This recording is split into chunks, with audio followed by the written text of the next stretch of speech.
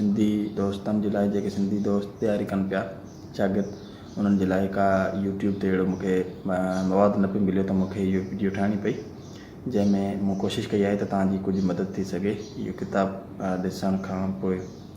हाणे हिन में वाज़े लिखियलु आहिनि ऐं जेको CC तयारी करे थो उनखे मुंहिंजे लाइ मुंहिंजे हिसाब सां इहो सम्झाइणु ॾुखियो कमु आहे त तव्हांखे छा पढ़णो आहे, पर हिकिड़ो तजवीज़ हिकिड़ी राय ॾेई सघे थी त घणनि दोस्तनि पढ़ियल लिखियल दोस्तनि खां इहो राय असां वरिती आहे त तव्हांखे छा पढ़णु खपे। उन हिसाब सां हीअ अंग्रेज़ी जो कंपोज़िशन जो किताबु आहे, अंग्रेज़ी जी तयारी करणी पवंदी आहे, जेको कंहिं सेंटर ते हुजे या तव्हां ॿी कंहिं हंधि किथे तयारी कयो था उनखां पोइ CSS या CC PMS जो को एग्ज़ाम ॾियो था, कमीशन ॾियो था, उन जे लाइ हीअ किताबु तव्हां पढ़ंदव त इन में तव्हांखे घणो कुझु हासिलु थींदो, सीक्वेंस हासिलु थी वेंदी, कहिड़ियूं शयूं किथे लिखजनि।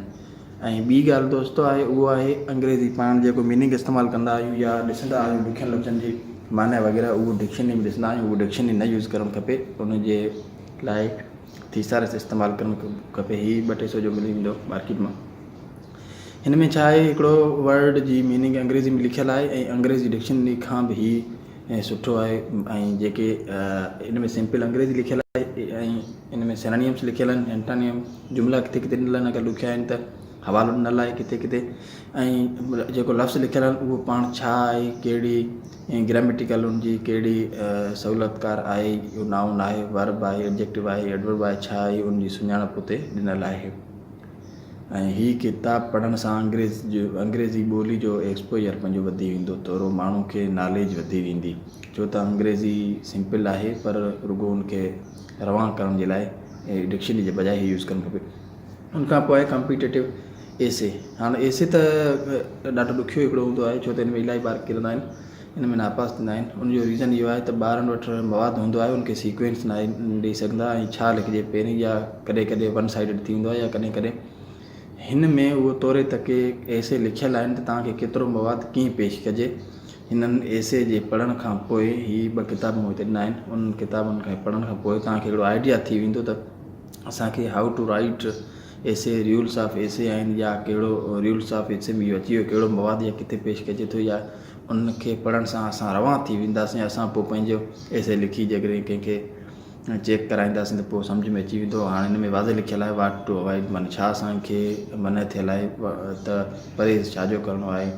ऐं लाज़मी ॻाल्हि आहे जेको शइ असांखे ख़बर आहे उहो असां पंहिंजी मर्ज़ी ते त कोन लिखंदासीं न, असां हिकु एग्ज़ाम पिया ॾियूं त असांखे जेको एग्ज़ाम वारनि जी एग्ज़ामिनेशन रिक्वायरमेंट आहे उन मुताबिक़ रिक्वायर्ड मटीरियल असांखे पेश करिणो आहे। ऐं हीअ टॉप 10 एसेज आहिनि जेके अची चुका आहिनि या ईंदा रहंदा आहिनि, उन्हनि मुताबिक़ टेक्निक्स ॾिनल आहिनि। हिन में एनालिसिस कीअं कजे, एक्सट्रीम माना हीअ ॿारनि जे लाइ एक्सट्रीम ज़रूरत आहे, जेको CSS या CC या को बि कमीशन कनि था, जेको नंढी लेवल ते हुजे या वॾी लेवल ते हुजे। हिन में पुराणा एसे आयल आहिनि जेके उन्हनि खे ॾिनल आहिनि ऐं उन में हीअ जंहिं लिखियो आहे उहे हिकु पास थियल आहिनि पहिरीं ॻाल्हि आहे। ॿी ॻाल्हि आहे त हुननि जो थोरो असांखां एजुकेशन क्वालिफिकेशन थोरी वधीक आहे, तइलीम वधीक हुजण जे करे उन्हनि असांखे आसानी सां इहो लिखी ॾिनो आहे त तव्हांखे ईंदड़ वक़्तु मुश्किलात न थी सघनि। उनखां पोइ आहे जनरल सिंधी, हालांकि असांजी पंहिंजी ॿोली आहे पर लिखण जे हिसाब सां या इम्तिहान ॾियण जे हिसाब सां ॾाढी ॾुखी पवंदी आहे।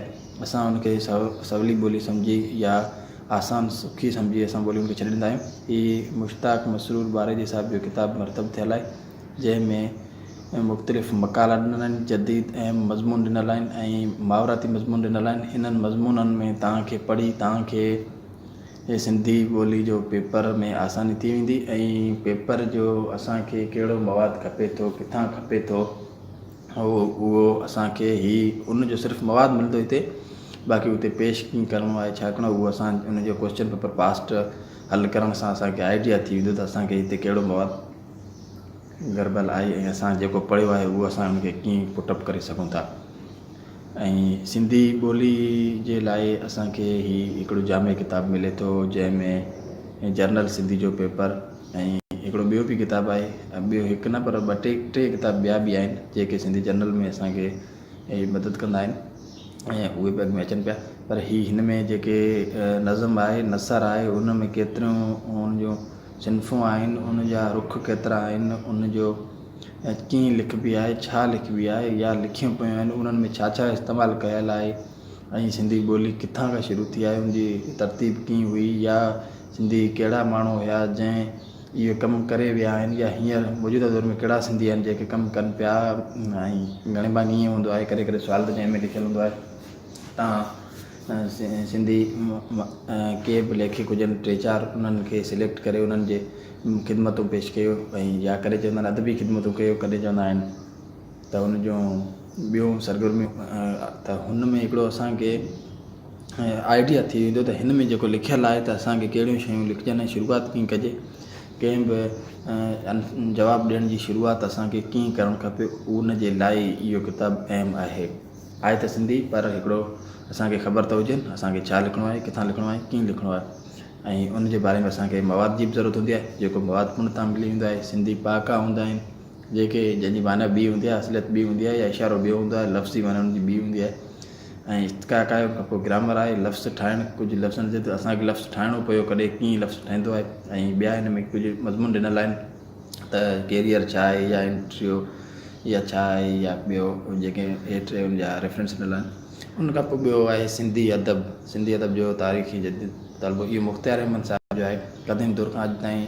हाणे हिन में तारीख़ जो जदीद मुतालो कयल आहे, PCS ऐं CSS वारनि लाइ सिंधी अदब आहे, जंहिंमें जदीद मुतालो माना हिकिड़ो जामे नॉलेज ॾिनल आहे, ऐं जामे हिकिड़ी हिन में चङे नमूने सां रोशनी विधल आहे। ऐं असांखे सिर्फ़ु सिंधी पढ़ण जे लाइ इहे 4 किताब पढ़णा पवंदा, तॾहिं असांजो हिकिड़ो जेको ज़हन आहे उहो हिकु माने उन में शयुनि खां ॿाहिरि निकिरी ईंदो त असांखे छा पढ़णो आहे।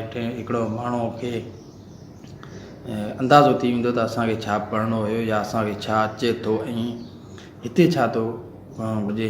इहे सभु शयूं इन किताब पढ़ण खां पोइ ईंदियूं आहिनि। इन खां पोइ सिंधी अदब जो मुख़्तसर जाइज़ो जेको साईं अकबर जो CSS वारनि लाइ मशहूरु किताबु रहियो आहे। बक़ौल साईं अकबर जे त जॾहिं हिन साईं अकबर जॾहिं किताबु लिखियो, उनखां पहिरियां 6-7 सिंधी किताब, उहे बि 7-8 महीननि जी महिनत खां पोइ हासिलु करे हीउ किताबु लिखियो हुयो।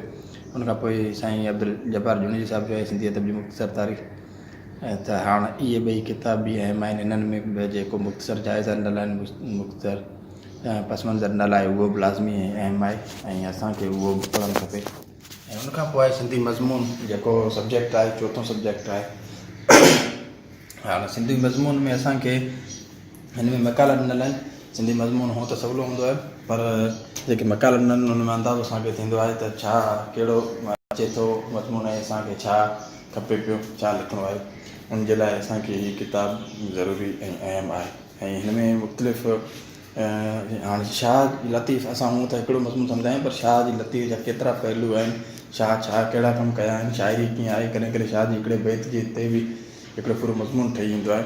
उहे मज़मून मुख़्तलिफ़ मकालनि ज़रिए मिलंदा आहिनि, ऐं जेके मुख़्तलिफ़ माण्हुनि जा लिखियलु आहिनि। उनखां पोइ आहे जनरल नॉलेज, जेको असांखे हिन में त इहे MCQs वारो बुक मूं ॾिनो आहे, पर हीअ जनरल नॉलेज तव्हांखे हुते अचे थी। उनमें MCQs बि ईंदा आहिनि, ऐं जनरल नॉलेज जे बारे में वॾा मज़मून बि ईंदा आहिनि। जनरल नॉलेज जे बारे में हिकिड़ो जनरल टॉपिक्स हूंदा आहिनि, जिन जे बारे में तव्हांखे साइंस आहे या ॿिया जेके बि पहलू आहिनि लाइफ जा, उन में को बि सुवाल अची सघे थो, हिन जी ॿिए हंधि तयारी करणी पवंदी। हीअ सिर्फ़ु हुनजो MCQs जी मदद करे सघे थो, बाक़ी MCQs खां सवाइ हीअ फुल मदद नथो करे सघे। हा, हिन में टॉपिक मिली सघनि था, जंहिंजी टॉपिक जी तव्हां ॿिए हंधि किथे तयारी करे सघो था। ऐं जनरल नॉलेज जी तयारी हिकु सुठी तयारी हूंदी, तॾहिं उहो पेपर निकिरी सघे थो। हीअ किताबु ॾाढो मशहूरु आहे जनरल नॉलेज जो, जेको स्क्रीनिंग टेस्ट लाइ बि थींदो आहे। ऐं उनखां पोइ हिन में स्क्रीनिंग टेस्ट जा सॉल्व पेपर तव्हां वठी छॾियो का, उन में हिकिड़ो आइडिया थी वेंदो त असां छा पिया पढ़ूं, असांखे छा हिकिड़ो आइडिया पियो थिए। त हीअ स्पेशल हींअर अॼुकल्ह बुक अचनि पिया इन में, ऐं त असांखे इहो किताबु वठणु खपे। हिन में पेपरनि जी ख़बर पइजी वेंदी, पेपर कहिड़ा अची विया आहिनि, हिकिड़ो तजुर्बो थी वेंदो। पेपर पढ़ण सां ई थींदो आहे। महिरबानी।